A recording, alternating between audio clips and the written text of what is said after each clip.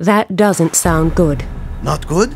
Sister Elise basically announced that the apocalypse is almost upon us. Oh, come on. That seems a bit exaggerated. Have you already forgotten the flood wave then? How could I? See? And what did the letter say? It mentioned a flood wave, didn't it? That could be a coincidence. And by mere coincidence, some people are leaving dead bodies in their wake just to get their hands on this letter? And by mere coincidence, during these last few weeks, a major part of the very disasters that Zandona foretold happened one after the other, in the exact order of the prophecy. Which is...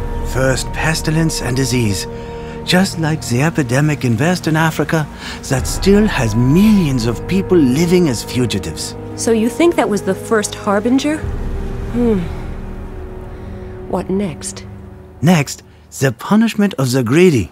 The burning oil fields in the Middle East leading up to a severe economic crisis? Probably, and then a war. There are plenty of those to choose from. But the most gruesome is probably the civil war in South America, triggered by the collapse of the financial system. Earthquake. Japan. Burning mountains. The volcanic eruptions in Southeast Asia. Followed by a flood. Which we've seen for ourselves. You're beginning to scare me. I am sorry, but this is what Zandona's prophecy says. And it is also what the Puritas Cordis sect is preaching. I have no idea what the key might be that Sister Elise mentions in her letter, but she seems to think that the prophecies can be stopped by using this key. How can anyone stop a prophecy? Beats me, but I know this much.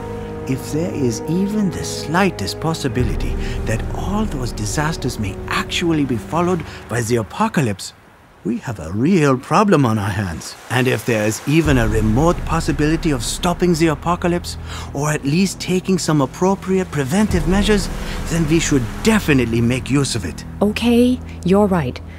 I can't and won't really believe that a bunch of old prophecies are about to come true. But looking down from a cloud afterwards and saying, if only I had, doesn't seem too tempting either. What do you suggest? We need to go to Gatineau. Where exactly is that? The place vanished from the history books centuries ago. But a few years ago, they discovered the ruins of a small town that they think is Gatineau. And if there is anything left to find there, we must do so before anyone else does. Before it's too late. Then we should head there immediately. There's another section of beach over that way. Maybe we'll find something there that will help us get away from here. I'm going to need your help, though. It's a rather steep descent. That should be all right. I'm still feeling sort of shaky, but I guess I'll be up to lending you a hand for a little climb. When you want to come back, just let me know. I'll help you get up here then. Great. I'm going to take a look around. You do that. Maybe you can somehow fix the boat over there. And it would be good to know where on earth we are.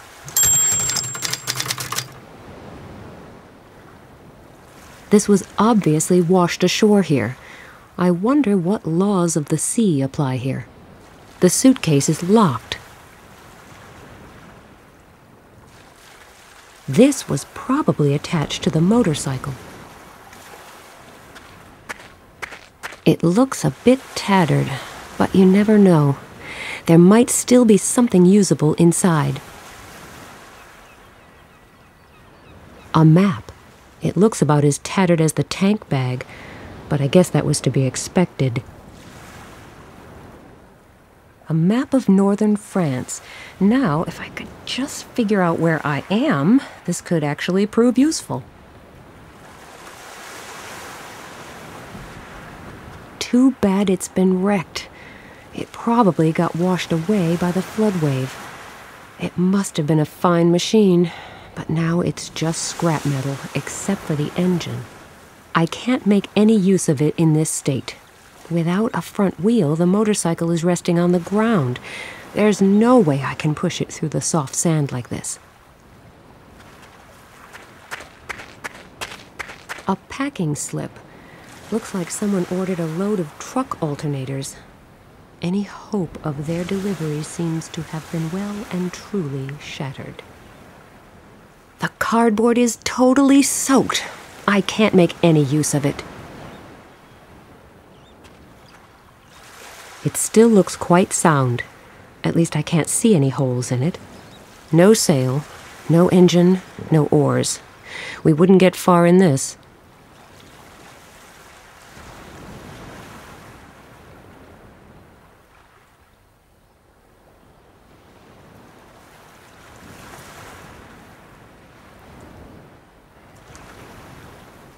I'll just wind this hose around here.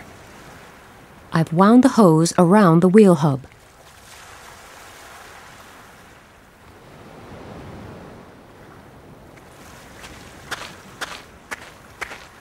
I've fixed plenty of motorcycles before, but this is a bit different.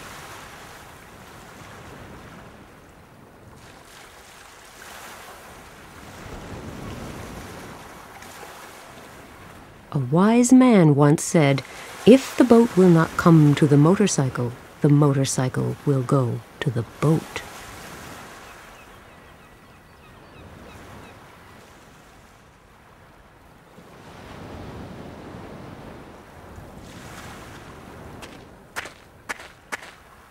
I'm sure I'll find some instrument of torture here that will force the suitcase to reveal its contents. What have we got here? This suit doesn't look too bad. And there's a digital camera here, too. I should make a habit of looting stranded suitcases. A state-of-the-art digital camera. I could probably watch bacteria grow with this. This looks decent enough.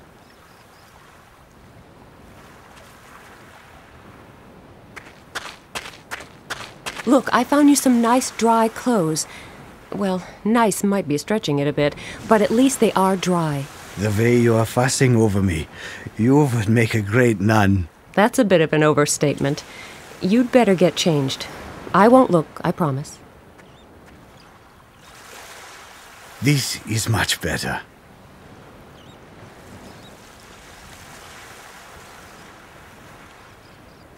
Great idea.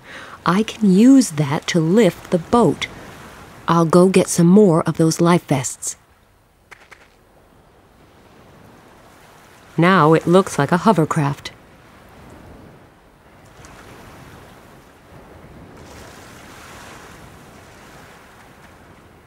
Yes, that might do the trick.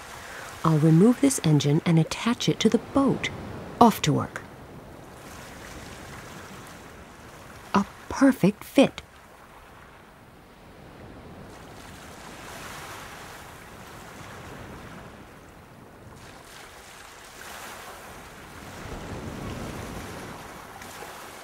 Yes, I could use the shovel as a paddle when we leave here, but I'll keep it for now just in case I need it for something else.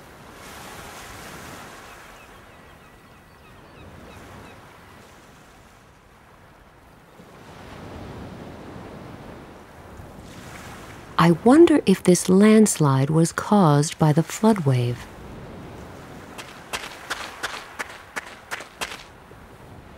I'll never be able to move the entire landslide, but I'll just dig near these scraps of packaging. Maybe the contents are still around here too. A fan blade from a truck's alternator. Looks like my digging has actually turned up something useful.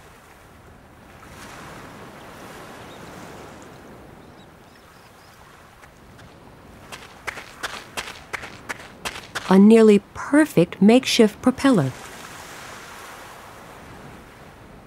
My training as a motorcycle mechanic has proved useful once again.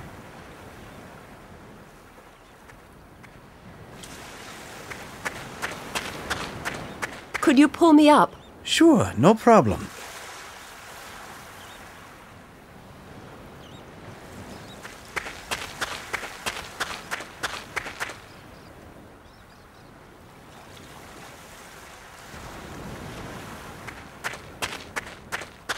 The camera's optical and digital zoom functions are really handy. I can even read the place names from that signpost on the camera's display. Thanks to the digital zoom, I can even see the place names in this picture of the signpost. They don't mean much to me, though. The map shows the same towns I saw written on the signpost, including Gatineau, the place David Carell spoke of. It's a bit more than a stone's throw away, but easy enough to find. We just have to follow the Seine upstream.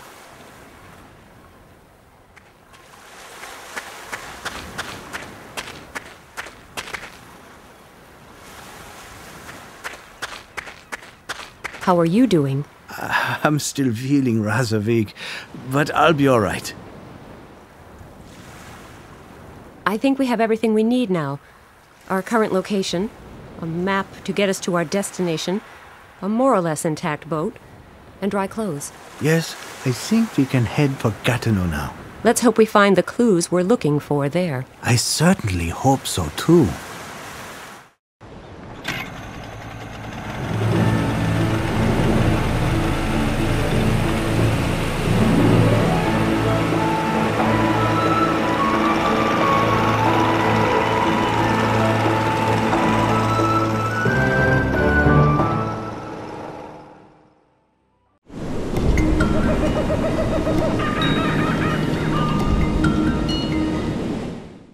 It's pretty dark in here.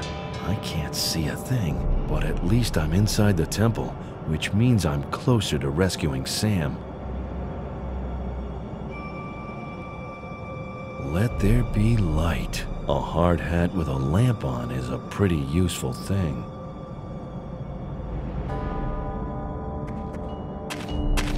Looks like modern art, but it's probably actually pretty old.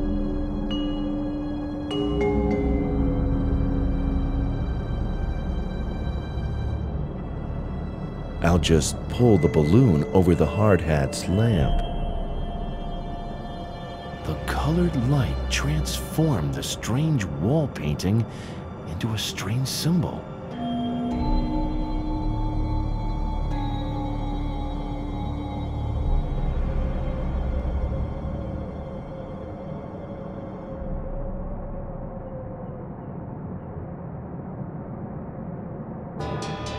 I should remove the balloon before I wrap the cling wrap around the hard hat's lamp. The colored light transformed the strange wall painting into a strange symbol.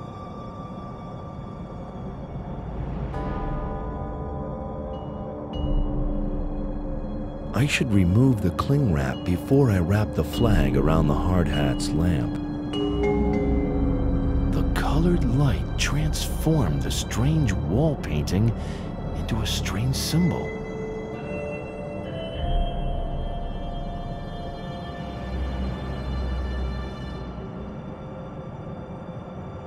I'm wearing it, as evidenced by the bluish light shining through the flag.